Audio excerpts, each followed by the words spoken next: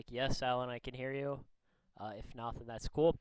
All right, so for those who are watching, whether it is live or later on YouTube, I imagine you are doing so because you have some idea of who I am. But just in case you don't, I'm going to give myself a brief introduction oh, and thank you, by the way. And that way, if you have no idea who I am, you'll have some idea. My name is Alan Pennington. Um, I have some minor accomplishments in Yu-Gi-Oh! I have 3 YCS tops. I'm credited with contributing to the innovation of various decks. Probably most importantly, I am a moderator on duelistgrounds.com, which is a wonderful, wonderful Yu-Gi-Oh! Site that everyone should join. So I'm doing this as kind of an experiment. I retired from Yu-Gi-Oh back in April 2013. Came back a month ago just for fun. I'm still retired, but I did come back to play in one YCS, which was YCS Atlanta. I made top 32 with Monarchs, and since then I've been getting lots of questions from people, as I guess isn't really too surprising. It's of course fine that people want to ask me for advice. And in the last thing that I streamed, which was a deck profile, I didn't go into like too much detail. I mean, it was 55 minutes long, and I actually didn't get to cover a lot of my thoughts on the game because I mean that would take a while. Even though I don't really play competitively anymore in any real capacity, I spend a lot of time thinking about the game. I talk to a lot of people who do a lot of thinking about the game. So today I'm just going to have roughly an hour-long seminar, which the title you can see here is called Modern Yu-Gi-Oh! Theory, a classification of hand strength. So if anyone has any questions, just feel free to interject in the chat. Try to keep it on topic. Anything related to the slides, I'd be happy to answer. If you ask me what my favorite pizza toppings are, I'll probably just ignore that. So I guess this will be some great practice for when I start teaching in college later. So here is first slide of our PowerPoints. All right, so with this whole topic, why bother? This idea of classifying hand strength, I think it's something that a lot of players know intuitively, but no one really talks about. You would think that it's not really that important since no one talks about it. But I think it's actually a lot more important than people give it credit for. And I think the community needs to look into this topic some more and develop on it and think about how it affects the way everything is. Because I feel like it really has shaped kind of the direction that Yu-Gi-Oh! Has gone, which we're going to get into later. But here's how this is going to help us. This is going to help us understand why are the tier 1 decks tier 1? Why are the tier 3 decks tier 3? We're going to find that there are some very huge fundamental differences between those decks. And most competitive players don't have difficulty distinguishing between the good and the bad decks, but this is more of a looking into why. Why are the good decks good and the bad decks bad? Probably most importantly, I'd say this is going to help us become better deck builders.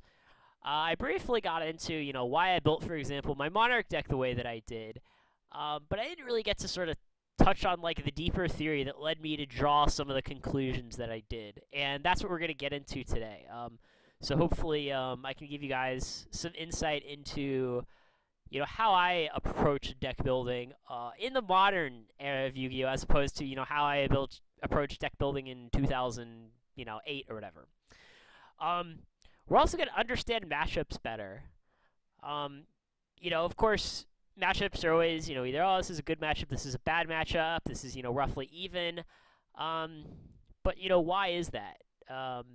Why do certain decks just crush others? In Yu-Gi-Oh! Today, we're not talking really so much in general. We're talking about throughout the past, couple of years. And if we really understand hand strength, we will occasionally be able to break the format. We will, find some deck that just opens hands that are just massively better than everything else. And sometimes it'll be obvious and people realize it. We won't really be breaking the format because everyone else will be too. But sometimes it's not as obvious. So, first I'm going to talk about the generational shift. And this, is relevant to me personally because I, of course, retired 3 years ago, came back without, really knowing what I was doing at all. Had to talk to some people, sort of warm up a bit. And I'm gonna try to not make this into, too much of like a long history lesson. But I think this is all relevant, and I think it's good to know. It's not super important, but it's a little important. So these differences are one, card advantage no longer exists, and when I say that, I don't mean that like, oh, it's not really important. It's good to know what card advantage is, but it doesn't come up too much. I mean, it no longer exists at all in any capacity. You can know absolutely nothing about what card advantage is and get on fine. You don't need to know about it at all. And point two kind of connects with that, which is this emphasis on what people, excuse me, what people call setups. This idea that instead of Yu-Gi-Oh being thought of as a war of resources, it's more a war on like trying to build like the biggest fortress. It's almost like a dick measuring contest. And this sort of like change in mentality came around, I'd say, late 2008 after Synchros came out. And the first like real setup in this game, I would call, was the Stardust Dragon plus Backrows setup. This idea that before, um, Yu-Gi-Oh was all a battle of card advantage. Then when the game started to get a little faster, it was kind of different, but it was still like conservative. It was this idea of trying to get maximum value out of everything, sort of saving your resources for you can finally like unleash them all. And once we went over to the Teledad format, as people call it, both of those things just kind of went out the window. And it was, rather than focused on conserving your resources, it was about playing them all as soon as possible and just creating this impenetrable board that your opponent had to get past, but they couldn't. So that's like the major difference, and that's kind of carried on since then. There have been lots of different setups over the years. When I played at YCS Atlanta, one of the big setups that people would try to do turn one was the Cyber Infinity plus other stuff. So the other thing is that what I would consider to be interaction is pretty minimal. There's not like a lot of back and forth. Decks don't really use like a whole lot of traps anymore. And this kind of goes with the later point that games are usually decided within the first few turns. And that doesn't necessarily mean that they end within the first few turns. It just means that, usually by turn one, turn two, you can kind of tell who's going to win. Someone assumes a massive advantage very quickly, and that has to do with why there's not really much interaction. There used to be this stigma against playing decks that were unfair, decks that, tried to win within the first couple of turns, fought on a very different axis than all the other decks. That stigma no longer really exists, certainly not as much. When all of the decks aren't fair, no one's expecting you to play a fair deck, right? Something else, this doesn't really relate too much to the other points, but it's still good to know, is that from what I've seen, new decks come along very frequently that threaten to break the format or shake up the meta quite a bit. This is for a couple of reasons. One, cards get banned sooner, between, whatever it is now, like 3-month ban lists or something. Even we got like this emergency ban list. Things are changing very rapidly. And it's not really so much that Konami is like printing more cards or releasing more sets or anything like that.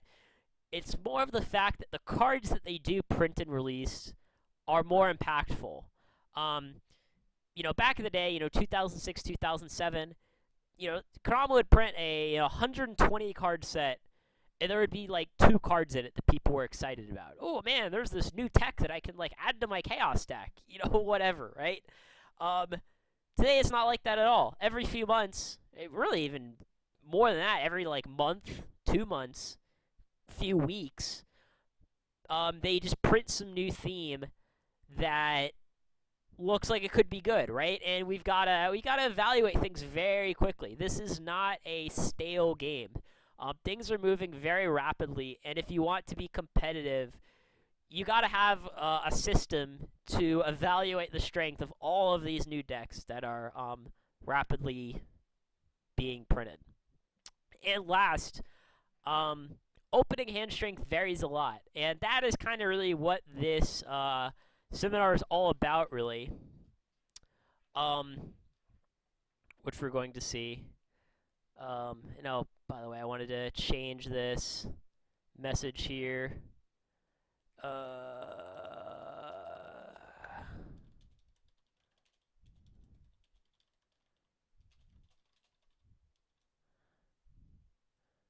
Just so people who are getting here a little late know that they are here to ask questions.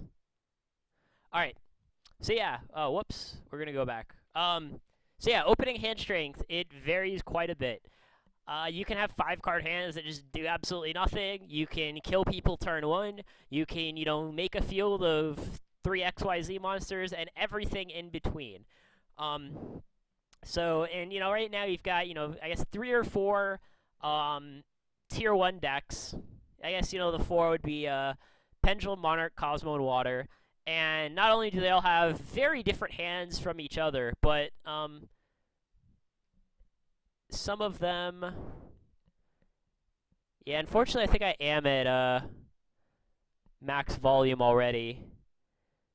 Yeah, you will see that, I can't make it any higher than what it is. So yeah, I mean, and I've got the mic as close to my mouth as possible.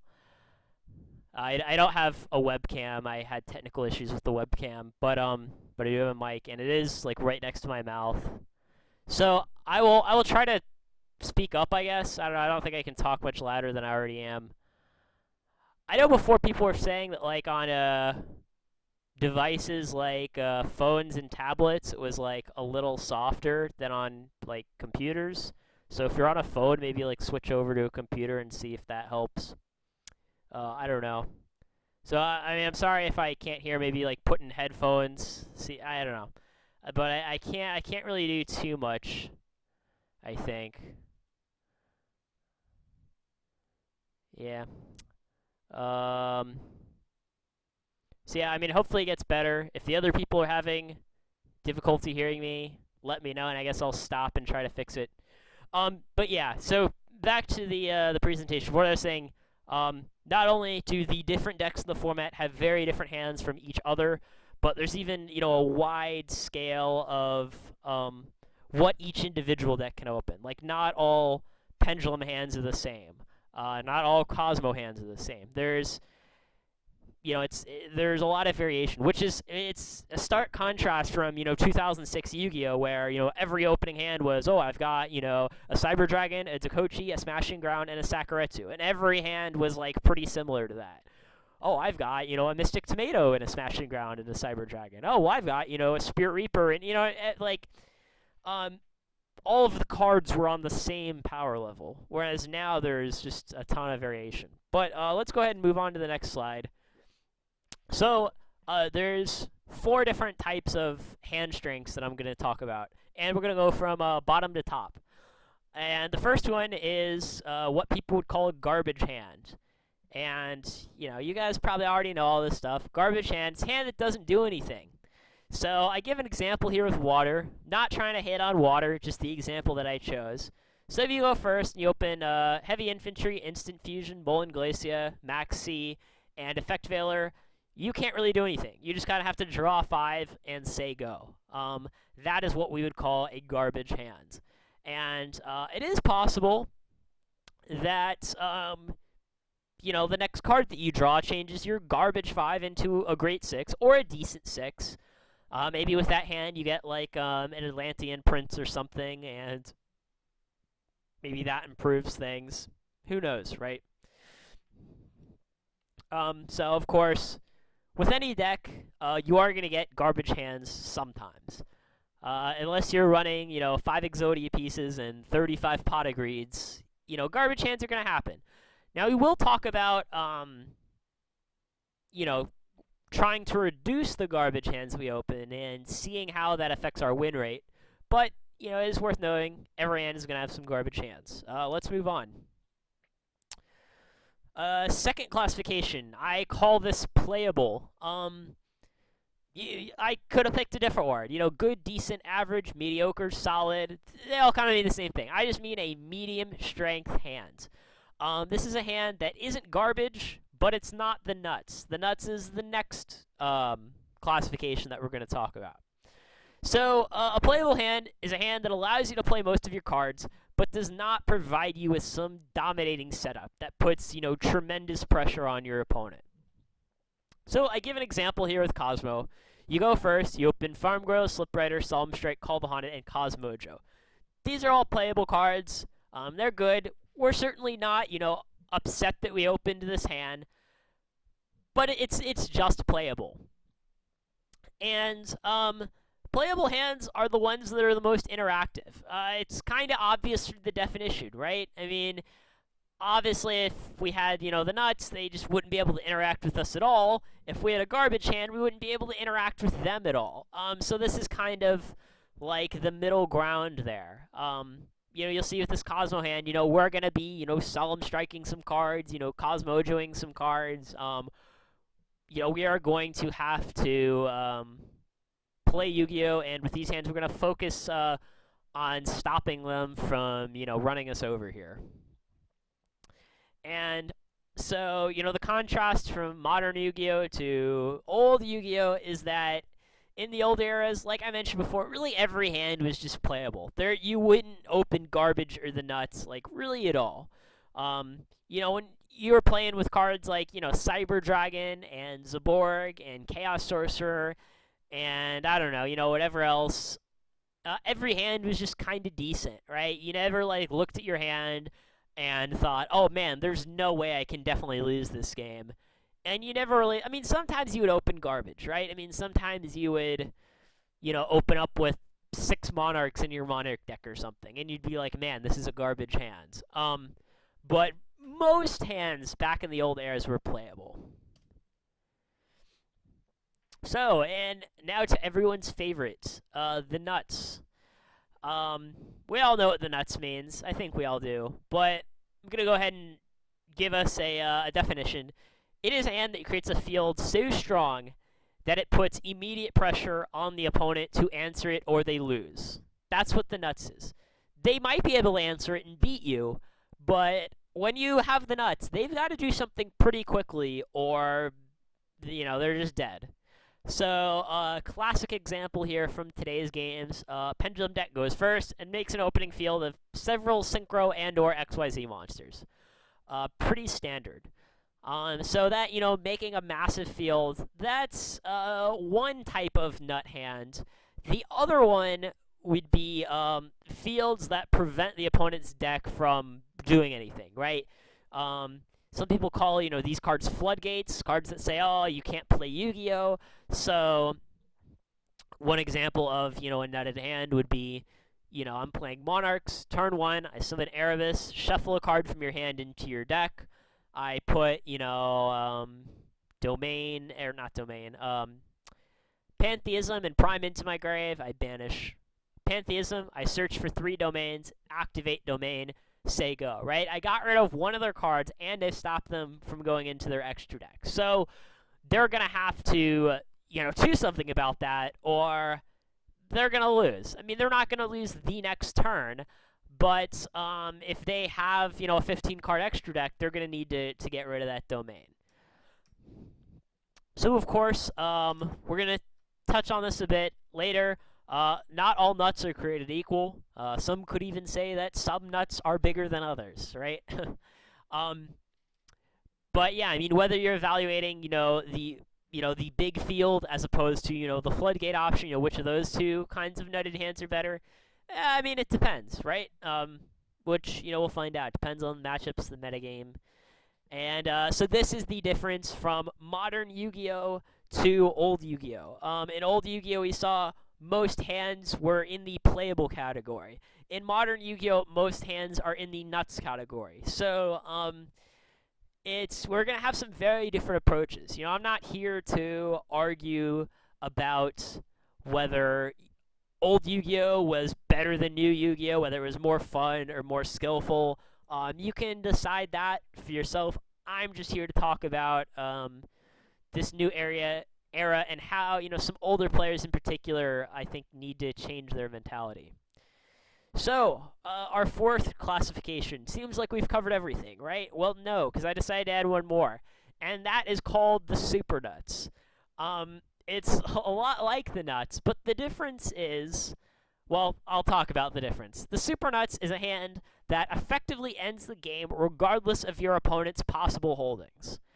So, easy example. You go first with an FTK deck, and you kill your opponent. That's the Super Nuts, right? Because they didn't get a chance to do anything at all. Couldn't play a single card. The Super Nuts could also be classified as, somehow turn 1 you make Naturia Beast, Naturia Barkion, and a Giant hand. That could also be the Super Nuts, right? Because it's going to be pretty difficult for them to really do anything.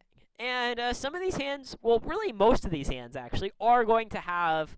There will be counters in the game that stop that, right? Like, if I give you the hand that I just told you about, Beast, Barkion, Giant hand. Well, it seems like, it stops spells, traps, and monsters. How are they going to win? I mean, there are some possible counters. For example, they could play a Kaju monster on your Naturia Beast and then activate a Dark Hole or whatever, right? I mean, that is an out. If you're playing a Magical Explosion deck, you could have a Ring of Defense to stop the Magical Explosion. Or more realistically, you could have like a Droll and Lockbird. So the Super Nuts, the difference between the Super Nuts and the Nuts, it isn't that, anytime you have the Super Nuts, you just automatically win no matter what. It's if, you have the Super Nuts and it all resolves, then you're just going to win straight up. So, hand traps might be able to stop it. I mean, there could be a variety of things. But it's the difference between opening, it's the difference between opening a hand like, the one that I gave you before, Erebus Domain. The difference between that and opening, I don't even know, right? Like, double Shockmaster or something like that, right? I mean, one of these hands, they're going to have some time to come back, whereas the Super Nuts, there's just going to be nothing they can do unless they have something incredibly narrow. So just think of really the Super Nuts as being, FTK decks are like in the realm of the Super Nuts, whereas most decks today are sort of more in the realm of the Nuts. So, getting to what we all want to hear about, how do we actually use this stuff to win? So, like I said, the one element that makes modern Yu-Gi-Oh! Different from older Yu-Gi-Oh! Is that people are just going to have the Nuts a lot. It says here that your opponent will, but of course you will too. So, your entire strategy has to be centered around that kind of a game. You got to play that game better than your opponent does. So, strategy number 1, consistency. Idea there, I'm just going to have the Nuts more than they do, right? Obviously, on average, you're going to win more. If their deck opens the Nuts 50% of your time, your deck opens the Nuts 60% of your time, well, you're not going to win every single game, but you're going to win more games than they are, which is what we're trying to do, right? Strategy number 2, been, I guess, very popular for quite some time now. Just play hand traps to stop their Nuts. And, I say hand traps here instead of regular traps, because if they're going first and they have the Nuts, you're not going to be able to use any regular traps. Whereas, cards like Effective Ailer, Maxi, Ghost Ogre, Droll, and Lockbird, those all have potential to get in the way of whatever it is they're trying to do turn one, regardless of who's going first. So that's one way. Strategy three, which I think people don't give enough credit for, is to just power through it, right? They go first, they draw their 5, they, turn their 5 into some nutted board. Well, you go second, right? I mean, you have your 6, and if you can just counter the board that they set up, and then assemble your own nutted board, well, I mean, that's pretty good too. And later, I'll list some examples of what I mean by that, but it happens all the time. The nuts isn't an auto win. That's the difference between the nuts and the super nuts. So strategy number 4, I call this strategy what nuts. In other words, play a deck that makes their nuts not the nuts, where you're just playing a completely different game than they are, and it just ignores whatever it is that they're trying to do. You just don't care about it. So I'm going to give 2 examples of this. One would be a deck that I saw Tyler Nolan post on Duelist Grounds, a guy that I've worked with before. He posted, this was, back when, back for the previous meta, before the emergency ban, when Cyber and Infinity was everywhere. He built a Kaju deck. I'm just figuring, hey, if I'm playing a Kaju deck and everyone's just trying to make Cyber and Infinity, well, I mean, I'm just not going to care. Because I've got, a bajillion outs to it. I'm just playing a completely different game than they are.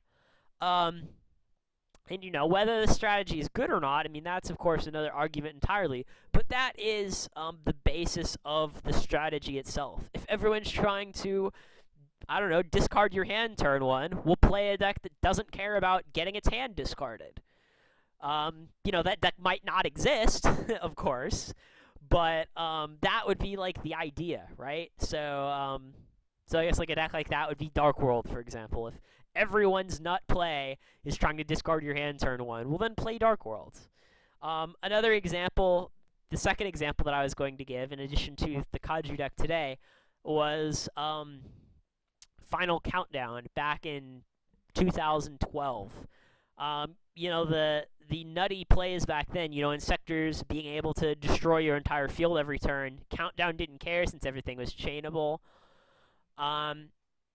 Even, Rabbit, with its whole, I'm going to go into a Lagia and be able to negate something, didn't really care too much about that either, because the deck was just very redundant. Oh, you're negating one of my threatening auras, I'll just play another one. And thanks for Full Metal Alchemist hosting me. I've actually never had someone do that before. So, and then to continue, you also had decks like Wind-Ups, which were like trying to discard your hands. And Countdown, I mean, it cared to some extent, but, it had cards like Hope for Escape to just recoup. And then you also had decks like Chaos Dragons, where you just ignored all their nuts too, because they were just trying to put 8,000 damage on the board. And you were playing like 30 Threatening Roars, so you just like didn't care.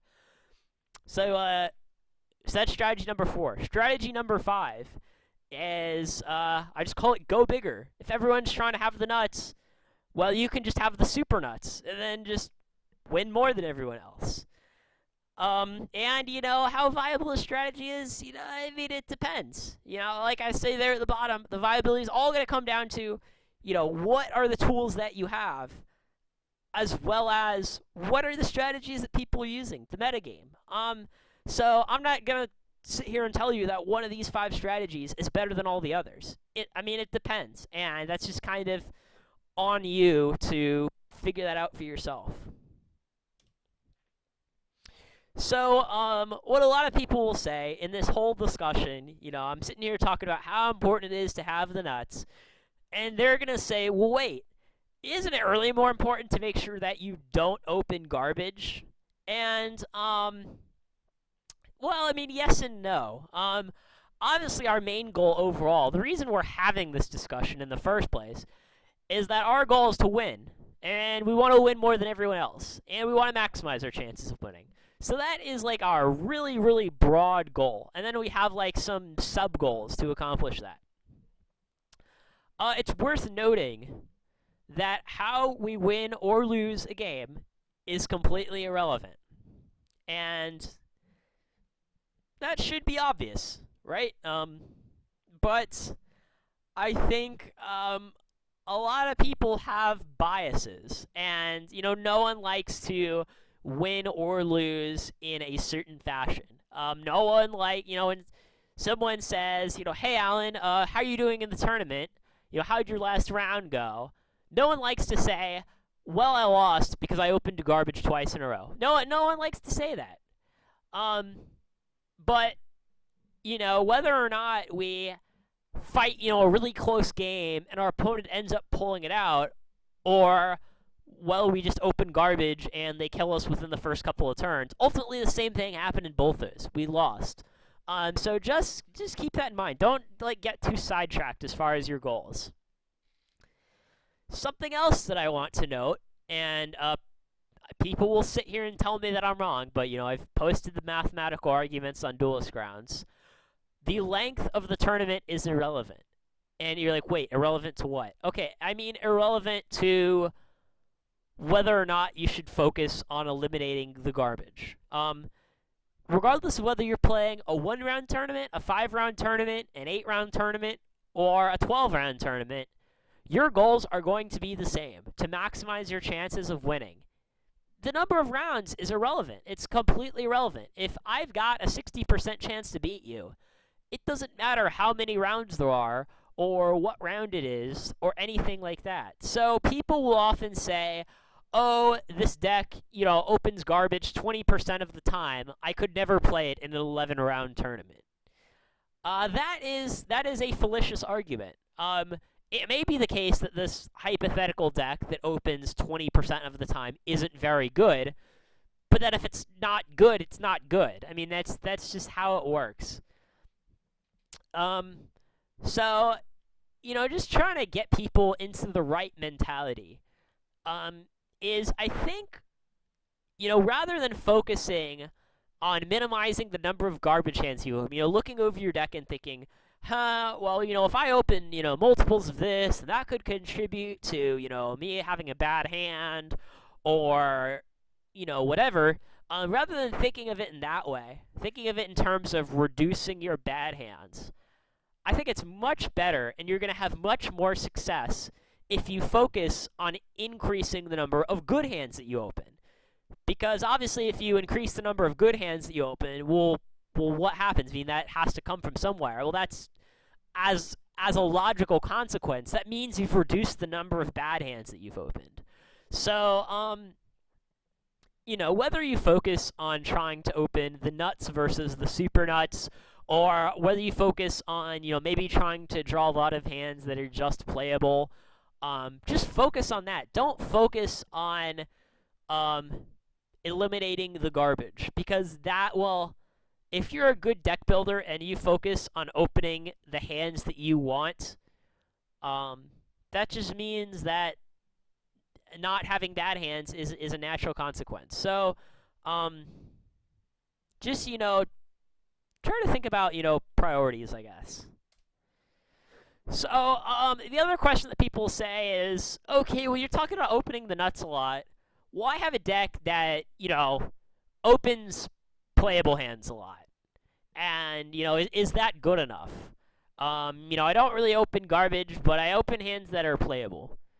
And, whether it's good enough or not, it depends. Obviously, as I said, back in 2006, 2007, really every hand was playable, so of course they were good enough. But now people have the ability to open much better hands than just playable.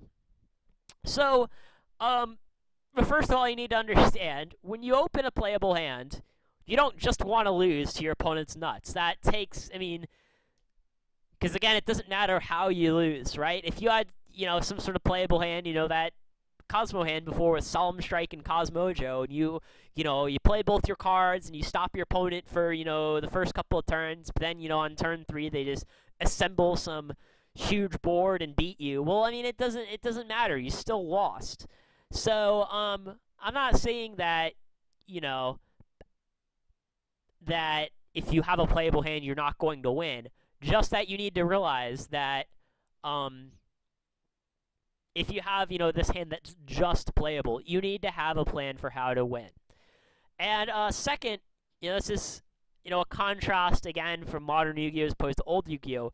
Today, if you open a hand that's just playable, you better be able to convert it into the nuts later down the line, right? The whole point of opening these more interactive hands is to sort of keep your opponent at bay until you can take over the game a few turns later.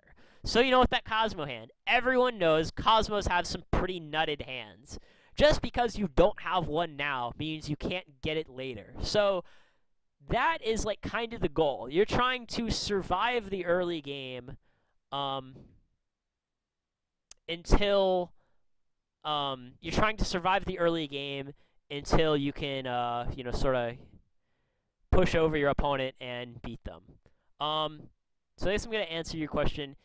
Even if it's playable, wouldn't it depend on the player who chooses which card does what? I think you're going to need to be a little more specific with that question, because I don't understand what exactly you're getting at. Obviously, like if back in the old day when every hand was just playable, you did have to try to play your cards better than others. So obviously, an element of this is outplaying your opponent. So technical play is, of course, always important if that was the question that you're trying to ask. If you're trying to ask something different than that, then I guess let me know. So third point that I'm going to make, and this is, geared towards either newer players or players that find they aren't really winning a lot. Say you go to your locals, it's a 5-round tournament, and you go 2-3, and you're like, man, why was I losing? I was getting playable hands. My deck was doing what it was supposed to, but I was still losing anyways. Like 99% of the time, this is an indication that you're playing an underpowered deck. If you've built your deck to open playable hands a lot and you're still losing, you need to do something about that. Probably either just build your deck vastly different or just move on to a different deck entirely. And something else that I'm going to mention, this is one of these biases that players have. You don't get extra credit for winning quote-unquote fairly. As we said, I don't know, one of the previous slides, how we win or lose a game is irrelevant. So if we can, play a deck that opens nutted hands very often, rather than opening playable hands very often, I mean, we should just, we should always just go with a deck that's better. Players, they feel like they deserve the win more when, the game is more dragged out and they have to, stop their opponent from doing their thing. And then after I stop them, I get to do my thing. And, on turn 8, I finally won. You really don't need to do that. Your goal isn't to, make your opponent feel like it was a hard-fought battle. This isn't the Yu-Gi-Oh! TV series, right? I mean, it's perfectly acceptable just to end the game within the first couple of turns. And I mean effectively end it. Not necessarily it's literally over on turn 1. So let's move on. Taking this whole idea of hand strength a step further, when you think about a deck is just a list of 40 cards, or more than 40 cards, right? And obviously, since we have a finite number of cards in our deck, there's a finite number of possible hands that we can open.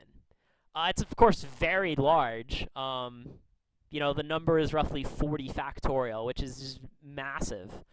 But there's a finite number of hands that we can open. And we can list the strength of all of those hands and average them together. And that average hand strength is really our deck strength, right? Because a deck is just the hands that it can open. And of course, this is, more true with, like I said in one of the previous slides, games being decided within the first few turns.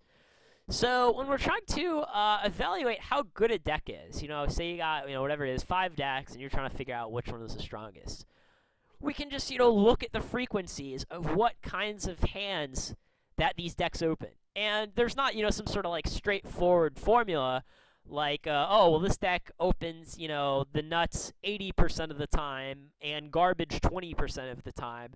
And this other deck opens the nuts 50% of the time and playable the other 50% of the time. I mean, just with those two numbers, we can't tell which deck is necessarily better than the other. But we can often narrow it down and figure out, well, maybe this deck is strictly better than some other deck. And I will say the good news is, especially for people that are, maybe antisocial like myself, hate playing on Dueling Network, one of the differences between modern Yu-Gi-Oh! And old Yu-Gi-Oh! Is goldfishing is so much more valuable than it used to be. And for those that don't know the slang term goldfishing, it just means, not playing against anyone, just test drawing your deck and seeing how your hand plays out turn one. That's what we mean by goldfishing. Because the games are not very interactive, and the games are also decided within the first few turns. So, in the time it takes to play one match on Dueling Network, you could have goldfished like 5 hands. And I think I would actually even argue that you're getting more value out of goldfishing 5 hands, or maybe even 10 hands. You might even be able to goldfish 10 hands in the time that it takes to play one Dueling Network match. And I think it might be more valuable to do that than play against some random guy on Dueling Network. Obviously, of course, it depends on what you need to work on. If you need to work on your technical play, then you need to play against actual humans. But when you're just trying to evaluate the strength of a deck, just on a very broad basis, goldfishing is perfectly acceptable. And the last point that I'd like to make is that deck strength is always relative. There are a lot of classic examples of this. I'll give the one that's relevant to me personally, and that is that, Gishki in 2012 versus Gishki in early 2013. So when the ban list dropped, and I guess it was like March 2013, they put 1 day of peace from 3 to 1, which of course made Gishki worse, right? Our absolute deck strength went down, got ticked down a notch. But the ban list also hit other decks, and it happened to hit those decks even harder. The main thing that it did was banning Shockmaster, which was one of, the main ways that decks could beat Gishki. So, while our absolute deck strength went down, our relative deck strength actually went up in the meta, because after the bannings, decks had less ways to deal with our deck, which is kind of cool. Another example was windups in 2012. In summer of 2012, windups were one of the top 4 decks, up there with Insectors, Chaos Dragons, and Rabbit. Then they limited Zen Master, not Zen Master, Zen Mighty, down from 3 to 1. So windups lost a key piece of their deck. But, turns out, the other decks in the format lost even more. And in the summer of 2012, windups were one of the best 4 decks, whereas in the fall of 2012, windups were just the best deck, hands down, because despite losing a key piece, other decks had lost even more. So that's pretty cool when that happens. So the next thing that I'm going to talk about, this is some of this stuff like to better players. This is kind of review. Oh, I kind of knew all this already. This is something that I kind of came up with my own term for. That is a distinction between what I call polarized decks and unpolarized decks. Some people would just call polarized decks inconsistent and unpolarized decks consistent, but that is a terrible choice of terminology because it's not necessarily true. It's a gross mischaracterization. So here, a polarized deck is, what I call a deck that, always either opens the nuts or garbage. So if we, think of hand strength as a spectrum from garbage all the way up to the super nuts. We're at like the 2 ends of the spectrum. We don't open any of the hands in the middle, and we open like all the stuff on the ends. And then, I give an example here with these percentages. These are just hypothetical percentages. They don't relate to any deck. on the contrary, an unpolarized deck is the opposite of a polarized deck. It's a deck that gets lots of stuff in the middle and not like a ton of nuts or garbage. So like examples of both these, like a polarized deck would be like Monarchs. Every hand we're either gonna have some cool domain lock or we're gonna have garbage. There aren't really like any decent hands. It's just one or the other. An unpolarized deck would be more like Cosmo, which is why I, use that as an example for one of the playable hands. Cosmo can open the nuts, and occasionally they can open garbage, but more often than not, they just kind of get something more in the middle.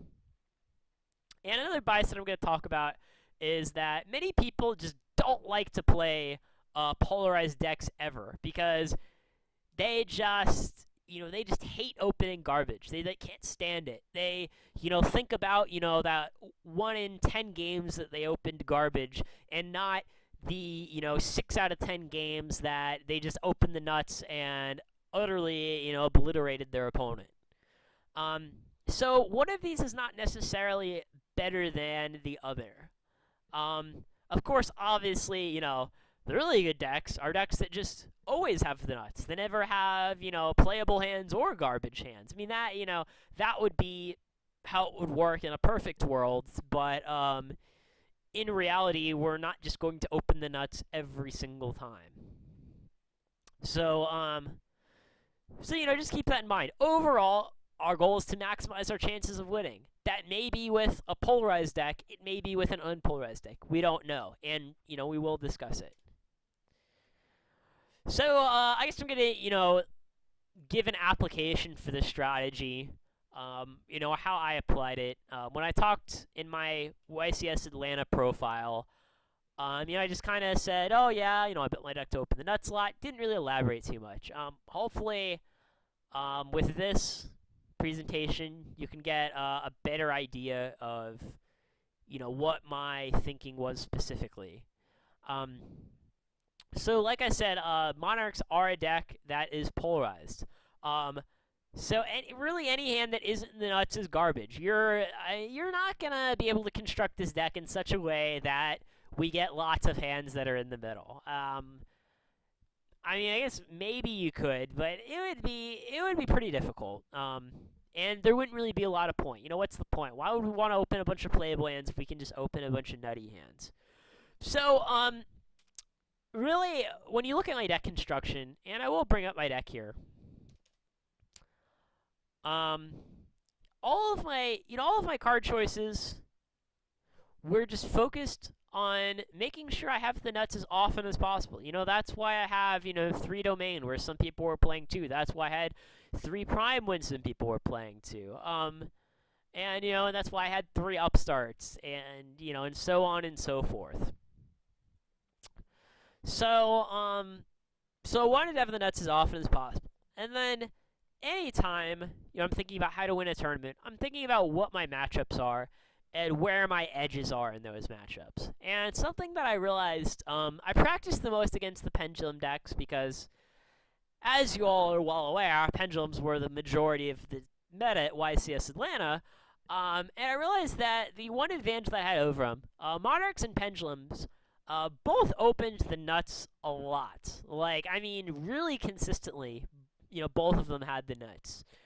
And Monarchs would open more garbage than Pendulums, whereas when Pendulums didn't open the nuts, their hand might be more in the realm of playable.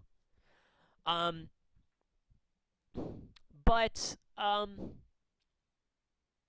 the advantage that I realized that I had over them, despite us both opening the nuts about the same amount of the time, so we're even there, it was a lot easier for me to break through their nutted turn 1 plays than they could to me. So if, I had, whatever it was, an Erebus and, a domain turn 1, or whatever, or, Majesty's Fiend domain, or, whatever, any of these things. It was, some Monarch plus domain. They would be pretty hard-pressed to beat me, because in the main deck, particularly, obviously post-boards is slightly different, they would not have a ton of outs to my lock, whereas, most of their turn 1 plays were just focused on making a Cyber Infinity. You know, this little buddy here, wherever he is. I can't spell infinity apparently. Don't worry about it. Um, so they were focused all on making infinity, and I realized that it wasn't that hard for this deck to get around that. Not really too hard at all actually. And I guess Dueling the Arc is just lagging a lot, so screw it. Um, the idea was, they'd have their opening 5. They'd use some combination of those to make an infinity. I would have 6. They would be able to negate one. I could, just storm forth and force the negation right off the bat. And then I would still have 5 cards to work with to, do whatever I wanted.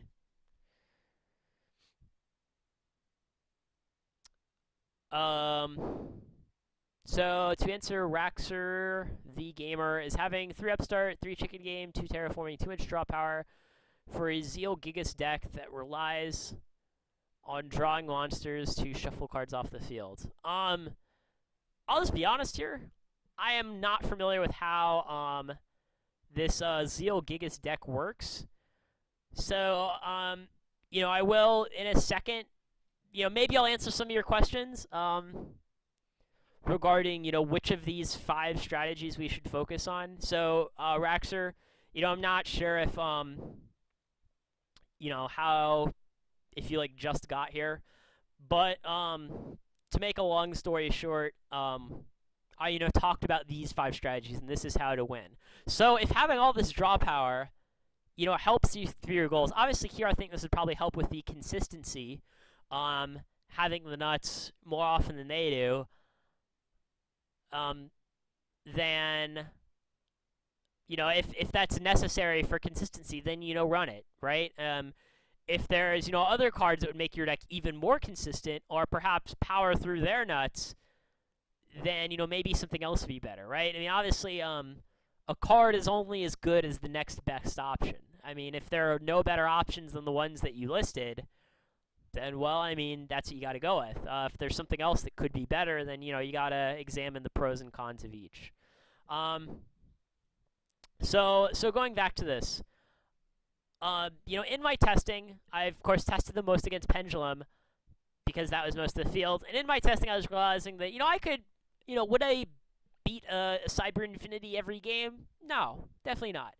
But I could beat their boards more often than they could beat mine. So that was kind of where my edge was there. Or so I thought. At the event itself, I went a total of 4-2 against Pendulum, 4 wins, 2 losses. So I still seem to have an edge as far as I know.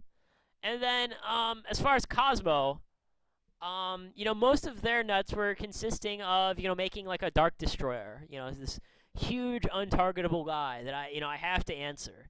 And for me, I can pretty much ignore all that, right? Because my Stormforth doesn't target, my Erebus doesn't target. That's 6 things that don't target. So it's not that Cosmo is an auto win or anything, but they had to play against me a little differently than they might against the Pendulum decks, for example. So that was where I felt my edge was there. I only played against 1 Cosmo in the tournament. I actually got a draw against it. So I don't have, a lot of data to necessarily say, oh yeah, I 100% know my matchup was, great. But that was the idea in theory. So, and last, my whole side decking strategy, and you can see my side deck here. It was very, very, very dependent on who was going first. Because, in particular, the Monarch Pendulum matchup, yeah, and there's my my buddy Cyber Dragon Infinity. The Pendulum Monarch matchup, since we're both opening the nuts so frequently, anytime I was going second, I had to assume that they would have the nuts turn 1. And anytime I was going first, I realized that I needed to have the nuts turn 1 as often as possible. So when they were going first, I'd bring in like the Veilers, dipping into some of strategy number 2. And, I'd also bring in like the Raigeki, the BLS, and the Mega Caius, because that would, that would dip more into strategy number 3, help me break up those boards. Whereas when I was going first, on the other hand, I would focus on like these anti-spell fragrances, because that just gives us another way to just stop them from playing Yu-Gi-Oh, which is, as we discussed before, the effective nuts. Um, of course, in the Monarch Mirror, the matchup doesn't play out too much differently depending on who's going first. So it was the same regardless. But in the Pendulum matchup, sided completely differently depending on who is going first. So we're getting towards the end here. I only got a couple of slides left. So I gave an example of how I constructed my deck using all this theory. But obviously, not everyone is taking Monarchs to YCS Atlanta. That time's behind us. So for the future, anytime you're trying to build your deck, that means you, Rex, are the gamer. Remember strategies 1 through 5, and I will pull them up again for those who haven't seen them. These are strategies 1 through 5. We need to focus on some combination of these. It's probably not going to be all of them. It's probably not going to be, well, it might be just one of them. But we need to sort of visualize how these matches are going to play out, and how we're going to utilize those 5 strategies better than our opponent. So, going back to strategies 1 through 5, these are questions that we need to answer when considering a deck to select. How often does our deck open the nuts? This hypothetical deck that we're considering. Does it open the nuts a lot? A little. Of course, it is all relative.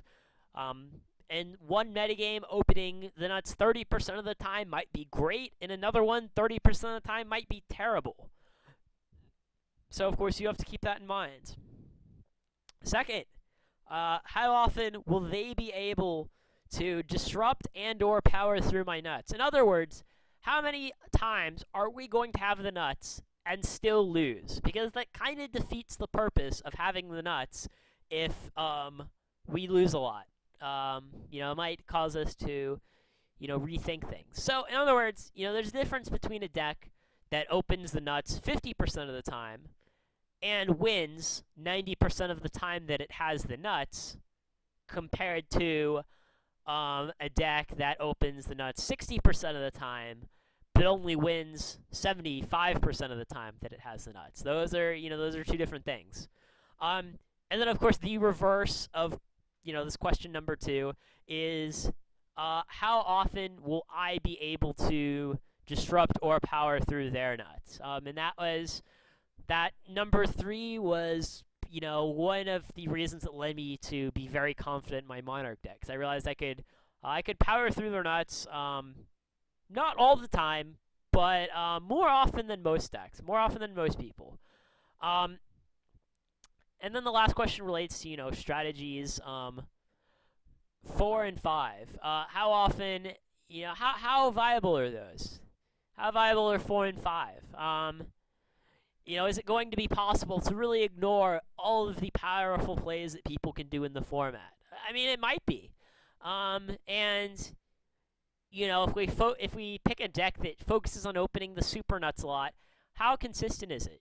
Can people just side against us, and then, maybe we have the super nuts game 1, but we're never going to have the super nuts games 2 and 3, so, there's just no point. So, during construction, of course, think about which strategies your particular deck should focus on. Every deck has its strengths and weaknesses, and some of these strategies are going to be suited towards different decks. You're not going to, build like a Monarch deck focused on opening the super nuts every game, because, the super nuts in Monarch should probably be some absurd, 5-card combo or something. So for me, I focused on, strategies 1 and 3, just those specifically, because I felt that, I could easily build a deck that was focused on those. Go ahead and ask your question, Insane Killer 21. While you're asking, I guess I'll just continue with what I was saying. So yeah, I felt it was easier to do that. the previous iterations of Monarch in TCG, like the ones that topped the first ARG event when the deck came out, they were dipping into strategy too. Some of them were playing like 6 hand traps, and I felt that was a very poor decision because it just got too much in the way of us opening the nuts and too much in the way of being able to power through their nuts because if they have the nuts and then we draw a bunch of hand traps afterwards, it doesn't help, of course. And this is a deck that does draw a lot of cards. Um so yeah. Um so yeah, stay focused on that. A lot of the deck building errors that I still see with Monarchs actually. I still see people like building their Monarch decks playing things like Solemn Scolding, which just don't really help any of those strategies. So, you should be able to look over every single card in our deck, right? And and see how it contributes towards what our goals are.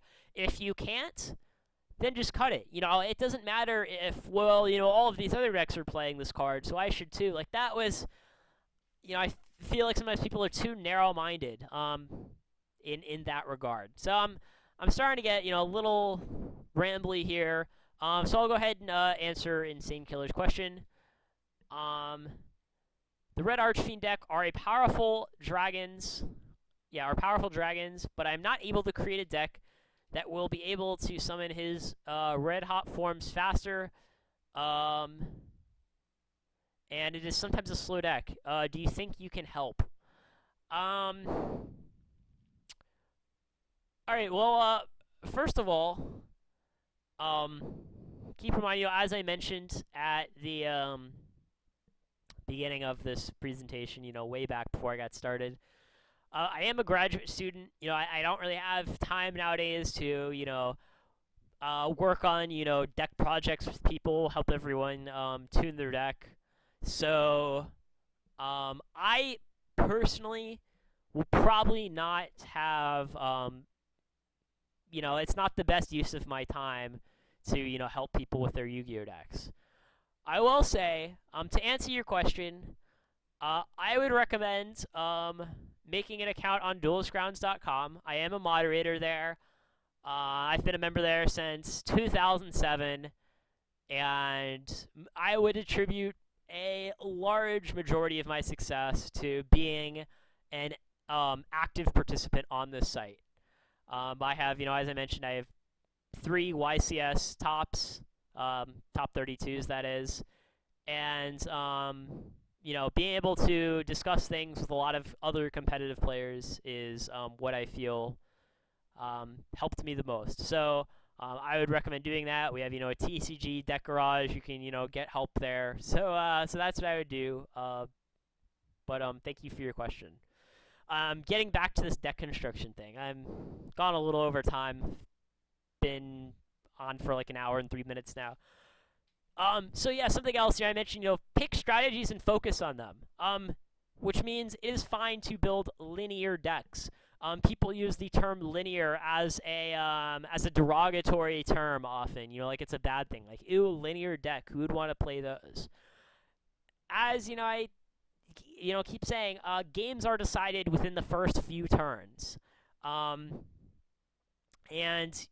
the situations that you're going to get yourself into, they're not going to be diverse. They are going to be, each game, the games will mostly play out the same way. So, linear is actually a good thing. If you build your deck to do the same thing every time, and that thing that you're doing is, is really good. I'm laughing at Wrinkly Winkle. Come on, man, we need more members. We need more members. I think this guy's Red Dragon Archfiend deck has a lot of potential. And I think he should go to duelistgrounds.com and post it. So yeah, to wrap things up, I was going to say that Linear is a good thing. If you build your deck to do the same thing every time, and that thing is awesome and better than what everyone else is doing, then that is the way to win. If you've got something good going for yourself, uh, you know don't focus on something else. Focus on what your deck does better than all the other people. And that wraps it up. Uh, so glad I had a couple of viewers. If you guys have any questions, feel free to ask.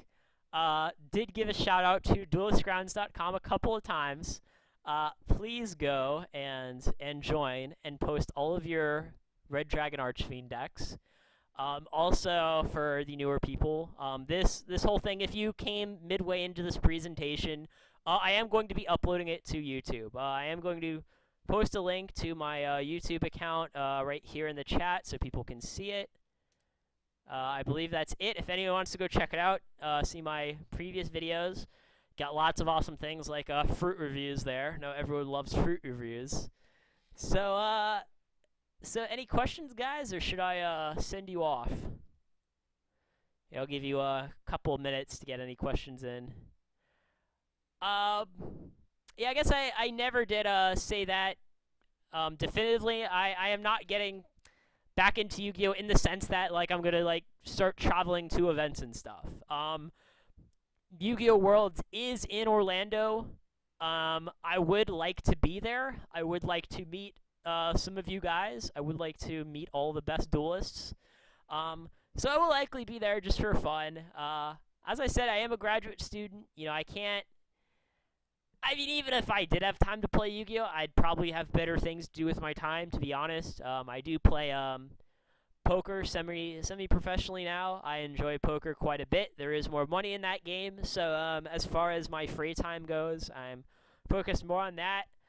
I do like playing Yu-Gi-Oh!, just for, old time's sake. It's so hard to do something for whatever it was, 10 years or whatever, and then just completely drop it 100%. I mean, that's just not easy to do. So, I'm not playing. I'm not, grinding the dueling network ladder. I'm not, going out to regionals and YCSs. I'm probably not even going to break any formats.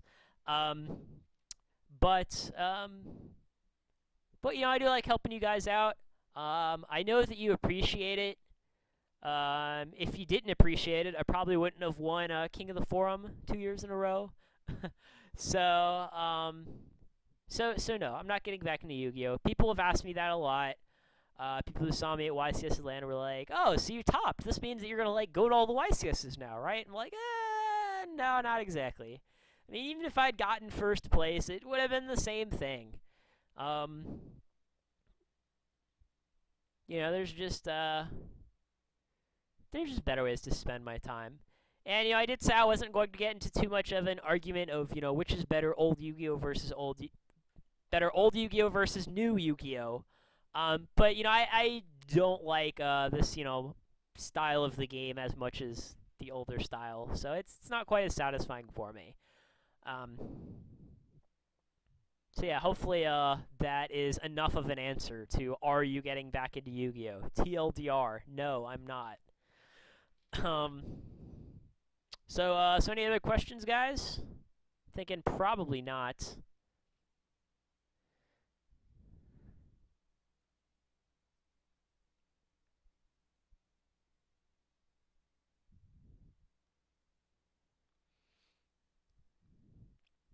Oh, I guess I will say, just last, before I go, if you liked this, let me know.